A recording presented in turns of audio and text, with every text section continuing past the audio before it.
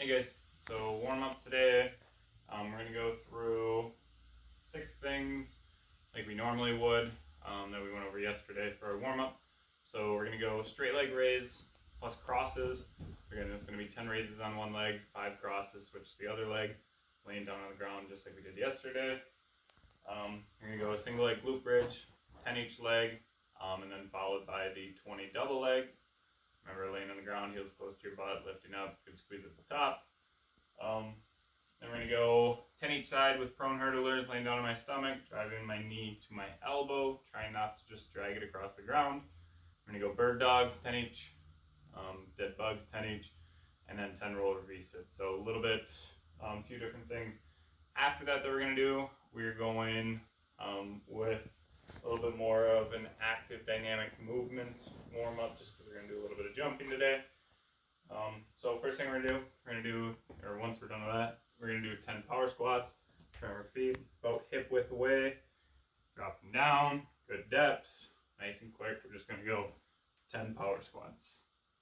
Once we're done with 10, we're going to go lateral shift lunge. So you could do them stationary, a nice big step, toe stays forward, dropping down, pushing back to the spot we started, or if you wanted to do them moving, it would be sinking down, you can go back and forth, go back to that other leg into your next step. But we're going to do 10 each side, or 10 steps if you're going to facing one way, 10 steps facing the other way if you're going to do them moving. Last one we're going to do is 20 jumping jacks. So really just together, try to go arms straight up above, back down, keeping the arms nice and straight, opening up the shoulders a little bit. We're going to go 20 jumping jacks.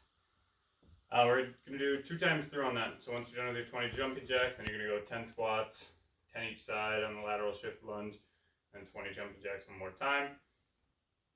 And the last thing we're going to do our pogo jump. So remember, low pogo, 90 degrees, had the arms, trying to stay on the balls of our feet, nice and quick.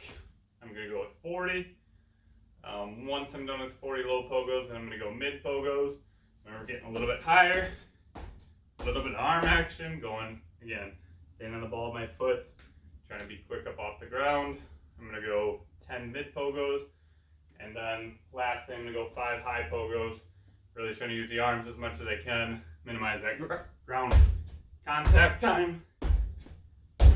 But 5 high pogos, again, 2 times through, and then I'm going to go over the little bit of jumping that we're going to do. So if you want to do workout inside, I know it's supposed to rain today, you can do it inside. Otherwise, if you want to go outside, you can do it outside as well.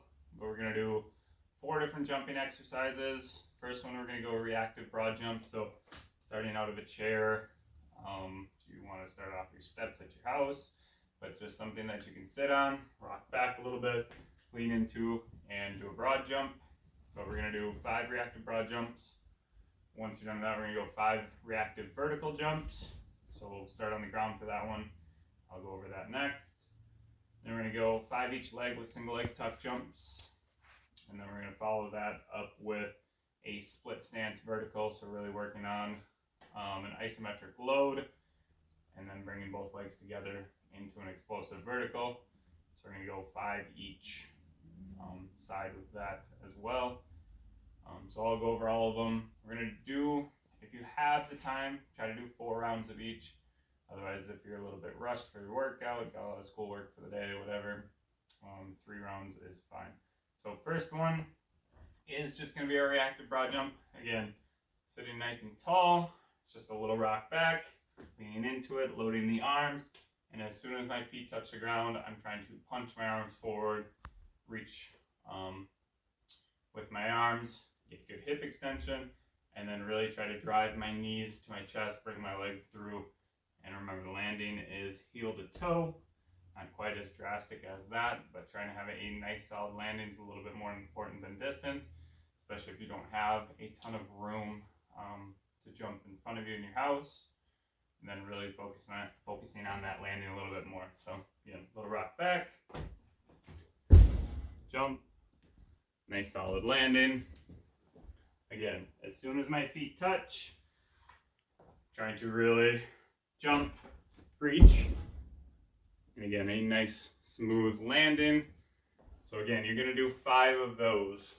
Once you're done with that, we're gonna go reactive vertical. So if you can't do them inside, you could really try to jump a little bit more without the arms.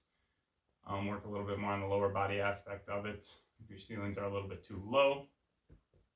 But it is just going to be starting on both these legs.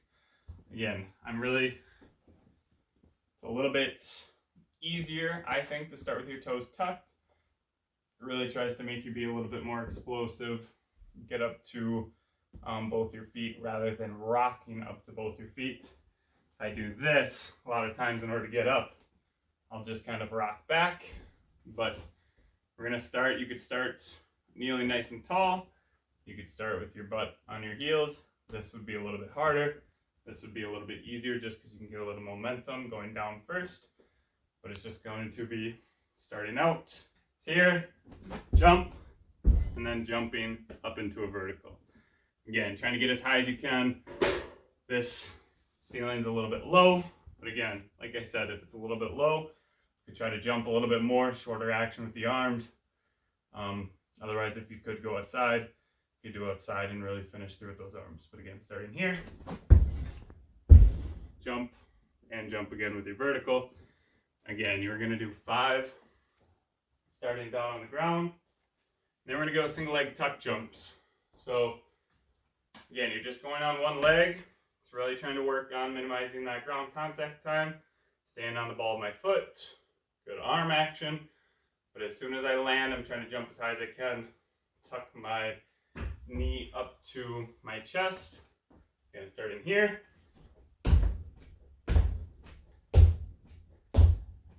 Again, really trying to have a good landing yet too. Not landing with my toes facing in or out too much. But again, I'm going to do 5 on one leg, switch 5 on the other. And then the last thing we're going to do is we're going to do a split stance vertical. So again, starting in our isometric position, I'm really trying to load this thigh yet, get down, my knees not quite touching the ground. I'm going to jump up to the middle, and then again, trying to go as quick as I can into a vertical. So starting here, getting nice and low, good solid landing, reset here. Again, I'm going to do 5 with one position, switch, 5 with the other. Again, starting about here, jump, and trying to jump as high as you can. So again, 3 or 4 rounds of all of those, and then we'll move on to part B. So the next part, part B, we're going to go, again, 3 to 4 rounds. This part should be quite a bit quicker than part A. We're just going to go pogo jumps. So really trying to transition from going from our low ones, our mid ones, to our high pogo jumps, and really trying to work on that ground contact time. So again, if you look at the sheet, it's 15 low, 10 mid, 5 high as you can. You're going to go through them all in a row. Once you're done, take about 90 seconds to 2 minutes and go through it again. So remember, they should be max effort. Starting 90 degrees, my low pogos, try and go as quick as I can. Staying on the balls of my feet. Again, 15, straight into 10 mid.